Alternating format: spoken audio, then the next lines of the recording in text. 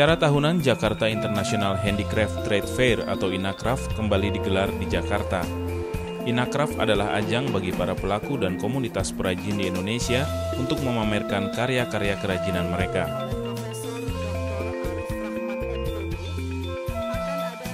INACRAFT 2014 yang diadakan di Jakarta Convention Center ini dibuka oleh Presiden SBY pada 23 April 2014 tepat pukul 10 waktu Indonesia bagian Barat. Dalam sambutannya, Presiden menyatakan dukungannya terhadap pertumbuhan industri kerajinan dan mendorong produksi kerajinan yang inovatif. Saudara-saudara, saya pribadi beserta Ibu Ani dan keluarga suka handicraft. Kami cinta produk Indonesia dan sebagaimana diingatkan oleh Pak Hatta Rajasa tadi, kami suka dan sering membeli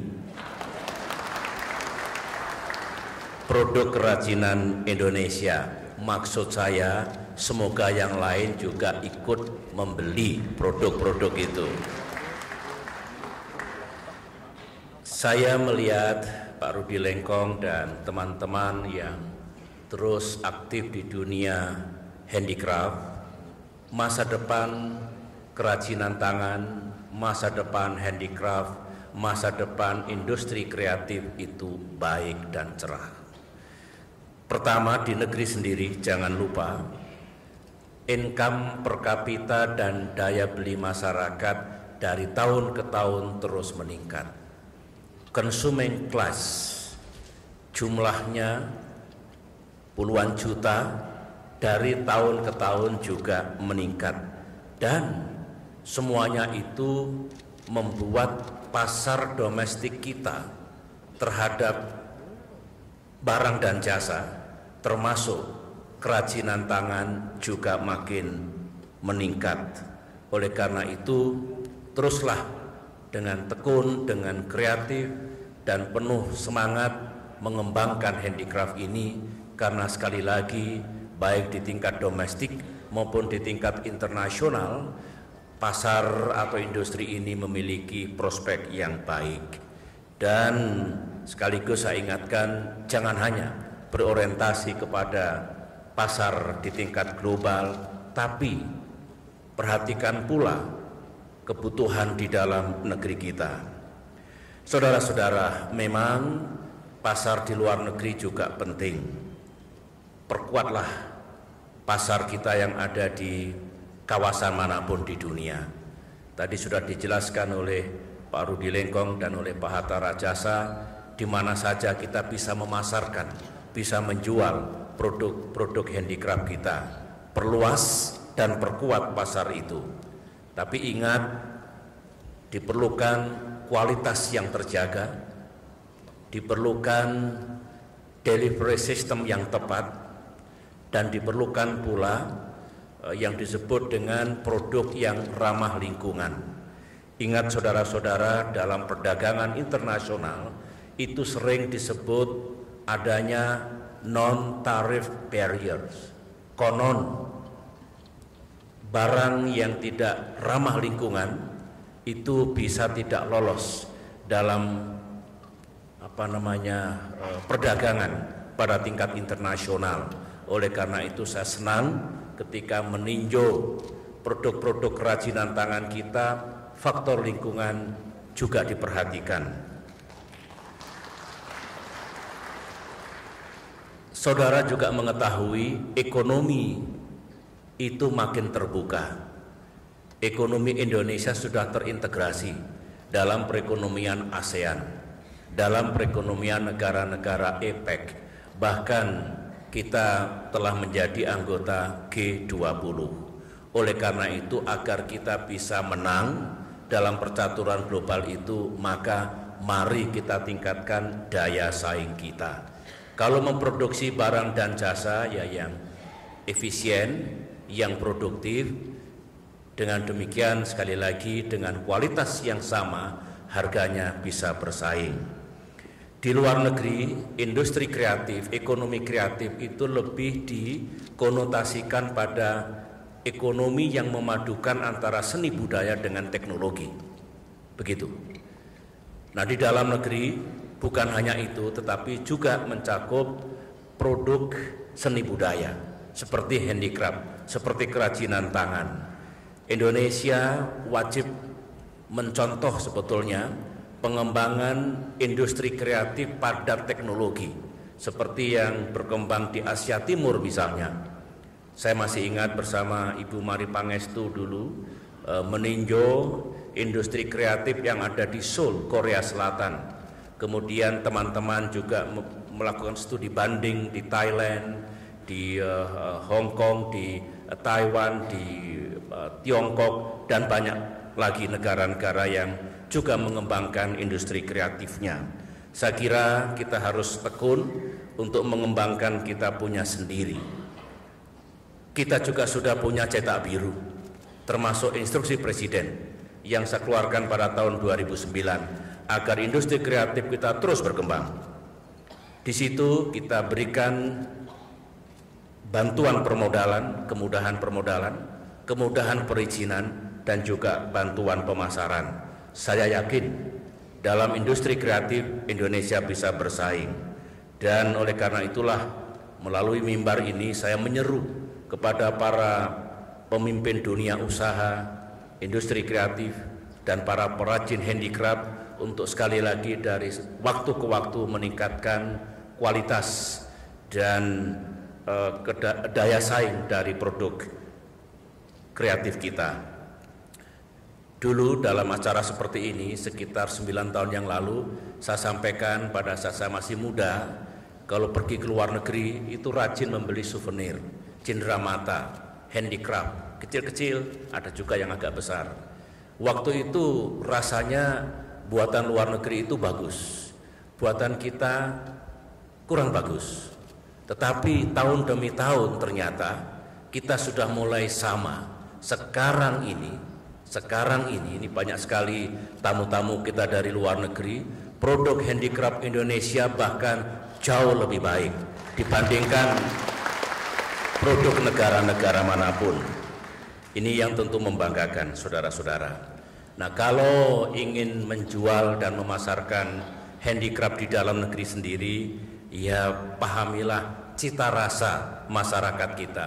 Belum tentu sama cita rasa masyarakat kita dengan cita rasa masyarakat internasional. Dan begini saudara-saudara, kalau menjual produk handicraft termasuk batik dan lain-lain, jualah dengan harga yang baik. Dengan demikian kesejahteraan para perajinnya juga ikut meningkat. Tentu jangan dijual semurah-murahnya, nanti dapat apa perajinnya? Yang pas, yang baik, tetapi jangan ngebrok. Tahu ngebrok? Pernah saya dan rombongan ketika berkunjung ke daerah, tadinya harganya batik itu 2 juta, tiba-tiba malam hari jadi 12 juta. Itu namanya ngebrok. Harga itu harus baik, perajinnya untung, tentu pengusahanya juga untung, tetapi jualah dengan harga yang pas. Dengan demikian semuanya happy. Itulah yang saya maksudkan, harganya baik, pantas, pengrajin oke, tetapi jangan ngebrok. Saya juga ingin kita memelihara talenta dan minat generasi muda untuk mengembangkan industri kreatif. Saudara tahu, saya kira setiap tahun kita selenggarakan lomba cipta seni untuk pelajar kita. Setiap tahun untuk tingkat SD dan SMP, mereka kita lombakan, misalnya melukis, membuat puisi, mencipta lagu, desain batik, sampai membuat batiknya sendiri. Dan saya harus angkat topi karena anak-anak kita banyak yang memiliki talenta yang luar biasa. Inilah masa depan industri kreatif Indonesia. Sebelum saya akhiri sambutan ini, tentu saya akan menyampaikan ajakan, seruan, dan himbauan. Tidak ada kaitannya dengan pemilihan presiden ini. Pertama, jajaran pemerintah, pusat maupun daerah, teruslah membantu dan mendorong industri handicraft. Bantu dan dorong usaha mikro, kecil, dan menengah.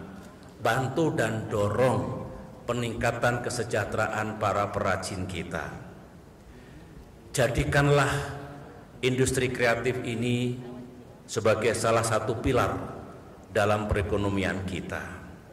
Dan khusus untuk pengunjung, baik yang ada di ruangan ini maupun yang akan berkunjung mulai sore ini, besok, lusa, dan lusanya lagi, pesan saya sederhana. Saya sampaikan dalam 2 bahasa. Pertama bahasa Jawa, Jawa Tengah, yaitu ojo lali loyo, tuku loyo. Nah, yang dalam bahasa Inggris ini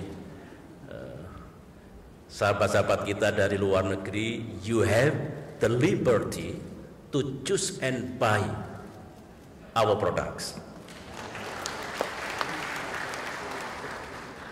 Dan ini adalah kesempatan terakhir saya sebagai presiden untuk membuka Inacraft tahun ini. Setelah hampir tiap tahun saya tidak pernah absen selama 10 tahun ini, maka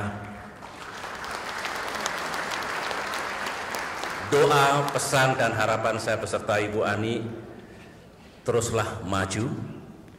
Kami sangat mencintai handicraft dan mencintai para perajin sekalian. Dengan itu semua, Bapak Ibu hadirin yang saya cintai, maka dengan terlebih dahulu memohon ridha Allah Subhanahu wa taala, dan dengan mengucapkan bismillahirrahmanirrahim, Inacraft ke-16 tahun 2014 dengan resmi saya nyatakan dibuka. Sekian, Assalamualaikum warahmatullahi wabarakatuh.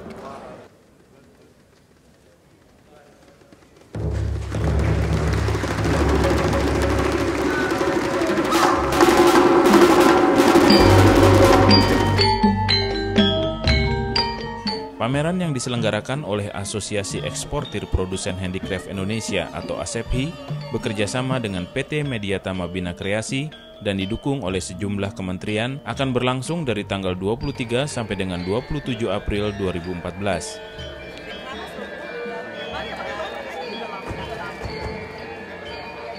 Inacraft tahun ini diikuti kurang lebih 1.600 peserta yang memamerkan barang-barang produksi kerajinan, antara lain kerajinan tekstil dalam berbagai bentuk seperti batik, tenun, bordir, dan produk kerajinan lainnya dari berbagai daerah di Indonesia.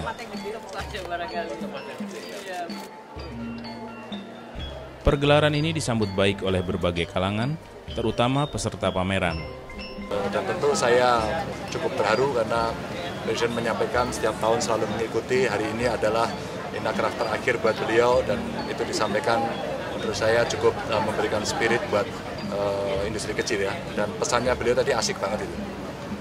Mencintai produk Indonesia dan jangan lupa membeli. Itu sesuatu yang membuat kita yang punya daya beli, belilah mereka, karena inilah yang akan menumbuhkan ekonomi kreatif di masyarakat khususnya di Jawa Tengah.